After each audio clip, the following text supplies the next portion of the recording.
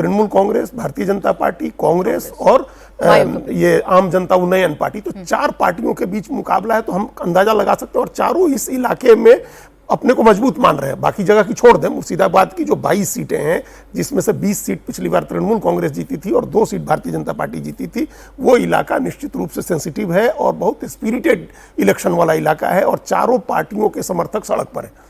अब जिन सीटों पर हुमायूं कबीर उतनी ही दूर का बेलडांगा इस इलाके में आता है, जहां वो बाबरी मस्जिद बनाने की कोशिश कर रहे हैं, और उनको बड़ा समर्थन भी मिला था, करोड़ों रुपए का चंदा भी मिला था उस समय। उनका तो ऐसा माहौल बना था कि लग रहा था कि वो एक बहुत बड़ी ताकत बन जाएंगे मुर्शिदाबाद में। तो हमको लग रहा है कि ये चार कोणीय मुकाबला होने की वजह से कहीं ना कहीं तृणमूल कांग्रेस को एक ये खतरा दिख रहा है, क्योंकि 3 पार्टियां ऐसी हैं जो एक वोट में पॉलिटिक्स करेंगी। 66% मुस्लिम वोट है, और 3 पार्टियां ऐसी हैं, कांग्रेस, तृणमूल कांग्रेस और आम जनता उन्नयन पार्टी, जो एक ही वोट के लिए लड़ाई कर रही है। इनके बीच एक ही वोट की लड़ाई है और मुस्लिम वोट की लड़ाई है।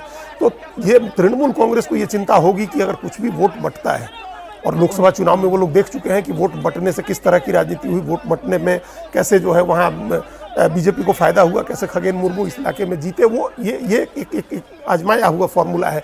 तो तीनों पार्टियों के बीच में टक्कर है वोट की, और तृणमूल कांग्रेस ज़्यादा चिंता में है, इसलिए उसके वर्कर ज़्यादा एग्रेसिव होंगे इस समय, और उस एग्रेशन का जवाब भी, चूंकि हुमायूं कबीर का तो पूरा करियर ही दांव पर लगा हुआ है। अगर आपने बाबरी मस्जिद बना करके भी, बनाने की घोषणा करके भी अगर आप नहीं जीत पाते हैं अपनी सीट पर, तब तो राजनीति हमेशा के लिए खत्म हो जाएगी।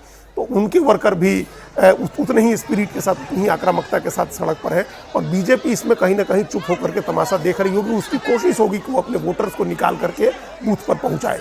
इस हिंसा का एक दूसरा खतरा ये है कि डिस्टर्ब हो जाए, तो वोटिंग का पैटर्न डिस्टर्ब होता है, और फिर इसका असर अगले चरण के चुनाव में होगा, जब बहुत सारे लोग, जो शरीफ लोग हैं, अच्छे लोग हैं, मिडिल क्लास के लोग हैं, जिनको लगता है कि शांतिपूर्ण तरीके से चुनाव हो तो वोट डालने जाए, उनके मोराल पर असर पड़ता है इस तरह की घटनाओं से। और हम लोग जो तस्वीरें देख रहे हैं प्राची, उसमें यह है कि पिछली बार इसी तरह से बहुत एग्रेसिव हो गए थे लोग दार्जिलिंग में, मतलब नॉर्थ बंगाल में, और सीआरपीएफ गोली चलानी पड़ी थी, 3 या 4 लोग मर गए थे। तो इस बार काफी संयम बरतना है सेंट्रल फोर्सेज को भी। वो ऐसा नहीं कर सकता। हम लोग देख रहे हैं कितना संयम सेंट्रल फोर्सेज बदल रही, ये लोग देख रहे हैं, बंगाल पुलिस भी और सेंट्रल फोर्सेज भी देख रही हैं, लोग डंडे हाथ में लेकर के और हमले कर रहे हैं, लेकिन उनकी एक सीमा है, उनको संयम बरतते हुए इस भीड़ को काबू में करना है। बहुत ऐसा भी न लगे कि सेंट्रल फोर्सेज बहुत अत्याचार कर रही हैं, इसका भी एक मैसेज खराब होता है।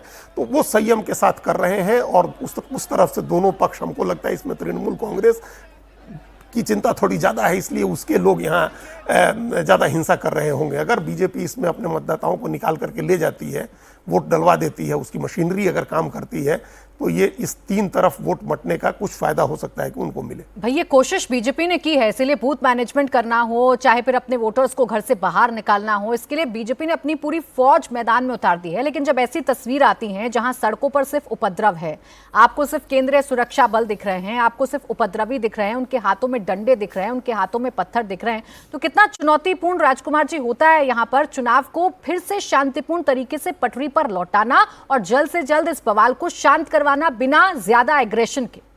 देखिए, निश्चित रूप से जो शांतिप्रिय मतदाता है, जिसका किसी दल विशेष के प्रति या प्रत्याशी विशेष के प्रति बहुत ज़्यादा आग्रह नहीं है, वो ऐसी स्थिति में मतदान करने के लिए घर से नहीं निकलता। तो ये चुनौती सबके लिए होनी चाहिए और जिम्मेदारी सबकी है।